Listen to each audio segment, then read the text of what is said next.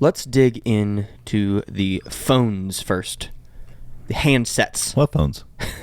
What phones? There were some phones announced? What phones? What phones? Chromebook phones? I think the iPhones came out a while back. Yeah, let's talk about the iPhones. Yeah, I mean, 2 new phones got announced as we knew when they were announced back at I/O, and now we just got to get hands on and see them in real life. Yeah. No real surprises. I don't think, from a hardware standpoint, I don't think there was anything they told us that had been uncovered or shown. Nope. I mean, the camera stuff was, but I mean, that's all as far software. as the phone, there's. It's all software stuff. Yeah. So just drop in it. case, just in case, Don't drop it. You didn't know. Basically, Pixel 7 comes in at 6.3 inches, Is this on? full HD. I don't think so. 90 hertz display. There you go. Excuse me. Front-facing 10.8 megapixel, 90-something degree camera. Flat. But they share the same front-facing camera this year. So that means the Pixel 7 now has the ability to record 4K, 4K 60, and has Face Unlock. The Face Unlock was kind of a late entry, I think the week before. Yeah, just a week or two before. Somebody had covered that. So some marketing materials or whatever came out. It is not a fully secure Face Unlock, I would say.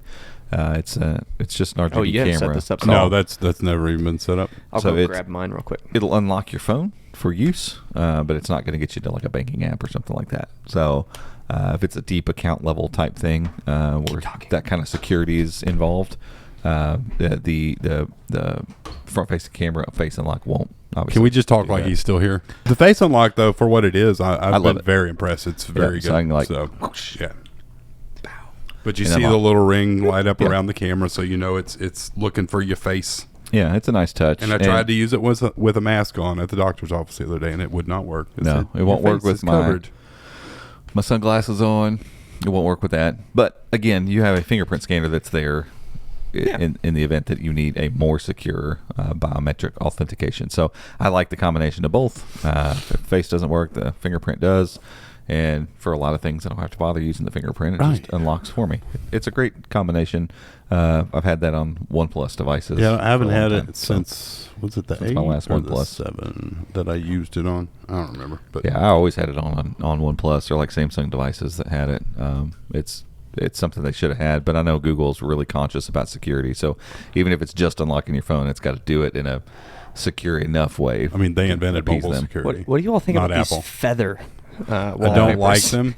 I don't like that. That's the main theme of the kind of wallpaper. strange. The stock one always makes it look like there's a hair on the screen or something. It drives me nuts. Not a fan. Kind of strange. Yeah. So yeah, those are the main pieces there. Glass front and back. The Pixel 7 has got like a brushed aluminum rail versus the shiny one on the Pro. Which I mean, I know you get what you get.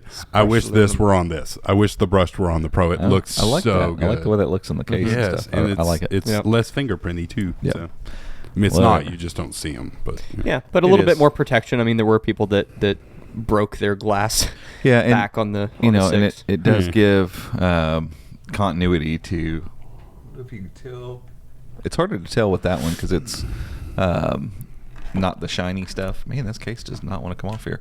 Oh, is that the 6 or the 7? This is the 7. I can never. So you can see, like the shininess especially brings it out. The fact that it's all like the railing and the back plate are all one piece. Very cohesive. Yeah, instead of last year where the railing kind of had a line and then the glass back piece started. It kind of looked like it was attached on. This looks all cohesive now. So, whatever.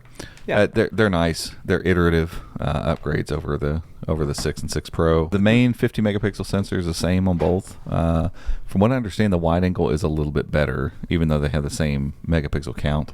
The wide angle is, I think they're 48. I don't know. Any game can look up the stats, but the wide angle on the Pro is better than the standard, and that's why you can get the macro mode. So and that's where you start to see things separate a little bit. So you got macro mode, and we'll talk about the software in a second, but macro mode on the wide angle for the Pro, and then you have the 48 meg. I'm sorry, it's a 12 megapixel wide angle on both of them. 48 megapixel ultra wide or telephoto. And it's up to 5x this time, and it also allows up to 30x with digital Super zoom. which we'll talk about all that in a second. So it's mind-boggling, but you don't get any of that stuff either. So on either spectrum end of the zoom scale, basically, you don't get those things on the Pixel 7. 12 gigs of RAM versus 8 and 7 on the Pro, and then 128, 256, or 512 for storage, 128 and 256 on the 7. I think I covered everything. I think that's just a quick rundown of the difference in the two. So I'm sure you probably already mentioned it, but flat screen versus flat screen curved on the 7 and less curved though on the Pro. Subtly curved. Fair. I got to the point where I kind of didn't bother me at all, but because that screen is a little bit less curved with the same technical screen, the phone is a shade wider than the 6 Pro, which doesn't bother me at all either.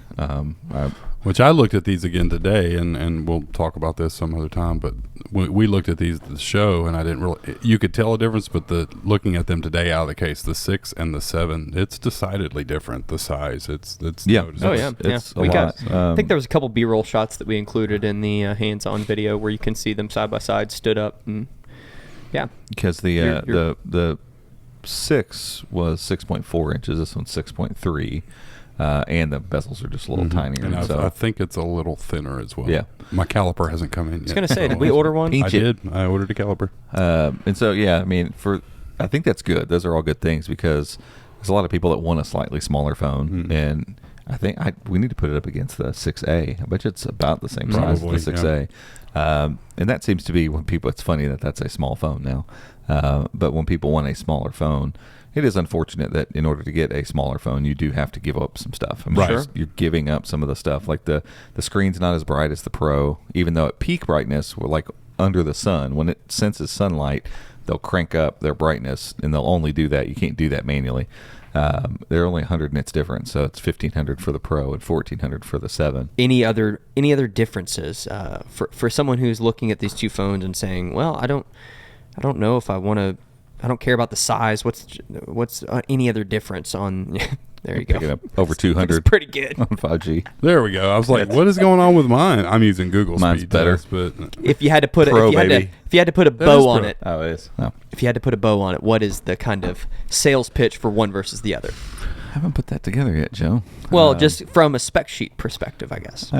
Cameras. Camera. Because we're going to talk about the software here in a second, and that's where most of what Google had to say comes into play. But you're getting better camera hardware on the Pro, which allows for that software to extend it more and do more stuff with it. I think the zoom stuff is pretty incredible. Zoom's awesome, and the macro is fun. I like having a macro camera. I didn't realize, and it was after we had already kind of settled, I was on the 6 and was like, I'm just going to stick to it. There were several times that I wanted that extra zoom from the 6 Pro, like football games. Like, now you get the 5X optical, and it looks awesome just at 5X. Yeah, but I mean, some of the examples you all have snagged across the office and stuff are really impressive. Like 15X. I mean, it's crazy, but we'll get to that. So the cameras that's a big deal. Less of a deal, I think, is probably the RAM. I mean, more is better always. So there's if you're a power user, if you love playing games and you're doing a lot on your phone, working on your phone a lot of tabs. Yeah, the RAM's gonna. And the screen is better. I think it's less better than it was last year. Last year, I felt like the Pro was like in this different category, and the 6 was kind of over here.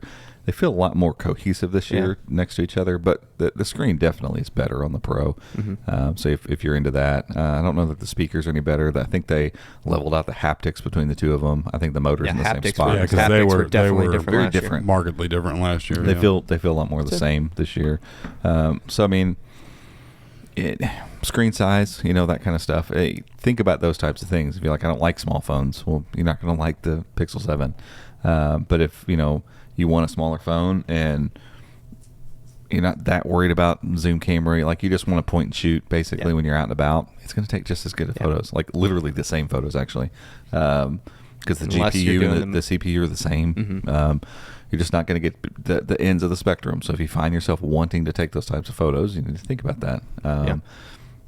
Other than that, I don't know. I don't know that there's like these wild, huge differences to upgrade. There's these small quality of life improvements, I think, and for me, it's partially too just I a larger screen phone. Yeah, definitely this year it feels like the 6, the 6 and the 6 Pro were pretty far apart, and there was all these things that were different about them. This year it feels like the 7 and the 7 Pro are a little closer. Like the 7 kind of got more up to speed, even just from a kind of, I don't know, just from an overall look standpoint. They look like they belong together. They have a more. similar vibe now. And somehow with their algorithms and machine learning and AI, it's bonkers.